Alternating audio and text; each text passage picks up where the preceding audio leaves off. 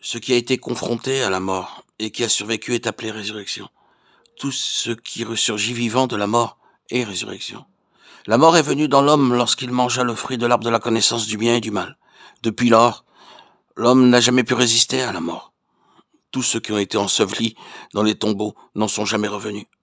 Pour l'homme, la mort est un aller sans retour. Dans tout l'univers et parmi un nombre incalculable de personnes, il ne s'en est trouvé qu'une seule qui, passant par la mort, en soit ressortie. Et cette personne, c'est notre Seigneur Jésus-Christ. Quand je le vis, je tombais à ses pieds comme mort. Il posa sur moi sa main droite en disant « Ne crains point. Je suis le premier, le dernier, et le vivant. J'étais mort et voici je suis vivant au siècle des siècles. Je tiens les clés de la mort et du séjour des morts. » Apocalypse 1, 17, 18. Il est le Seigneur de la résurrection. La résurrection parle de ce qui s'est passé à travers la mort, mais qui n'a pas pu être retenu par elle. La Bible emploie le terme retenir pour décrire le pouvoir de la mort. Ceux qui entrent dans la mort ne peuvent pas en ressortir parce que la mort retient solidement tout ce qui est entré. Mais la mort n'a pas pu retenir Christ. C'est ce qui caractérise la vie et la résurrection. La résurrection est la vie qui a été placée dans la mort et qui vit pour toujours. Jésus, notre Seigneur, est la vie parce qu'il est passé par la mort étant entré dans le séjour des morts, le lieu le plus profond de la terre, mais cependant, il en est sorti vivant pour toujours. La mort n'a pas pu le retenir dans son éternité. Il est sorti de la mort. Et c'est cette vie-là qui est appelée résurrection.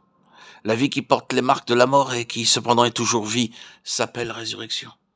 Très peu de personnes en lisant Jean 20 se demandent pourquoi le Seigneur Jésus, après sa résurrection, portait toujours les marques des clous dans ses mains et celle de la lance à son côté. Était-ce uniquement à cause de Thomas? Nous croyons que c'est là la signification de la résurrection. Le Seigneur ne désirait pas enseigner à Thomas qu'il avait été frappé et qu'il était mort, mais qu'il avait été frappé et que pourtant maintenant il était vivant. Il porte sur son corps les marques de la mort, cependant il est vivant. C'est ce qui s'appelle la résurrection. Cela devait être aussi vrai pour nous. Il y a dans nos vies beaucoup de choses qui ne portent pas les marques de la mort. C'est pourquoi elles ne peuvent pas être qualifiées de résurrection. Ce n'est que ce qui porte les marques de la mort et qui vit qui peut être appelé résurrection. Ne pensez pas que tout va bien pour vous si vous êtes éloquent, intelligent, habile. Il vous est tout à fait possible d'avoir de l'éloquence, de l'intelligence et de l'habileté sans porter les marques de la mort. Les gens considéreront que la résurrection est une chose importante si les marques de la mort sont sur votre éloquence, votre intelligence et votre habileté. Un frère peut avoir du talent et beaucoup de capacités, il semble être très vivant. Pourtant, son talent ne porte pas l'empreinte de la mort, parce qu'il se confie en lui-même. Il croit qu'il ne fera jamais d'erreur et qu'il est assuré du succès dans tout ce qu'il entreprendra. Cette personne a beaucoup de confiance en elle-même, de l'assurance et du dynamisme, mais ne porte pas les marques de la mort. Nous ne voulons pas dire qu'une personne qui expérimente la résurrection n'a pas de puissance. Ce que nous essayons d'expliquer, c'est que la puissance qui résulte de la résurrection porte les marques de la mort. Une telle personne sera capable de travailler, mais n'osera pas se confier en elle-même.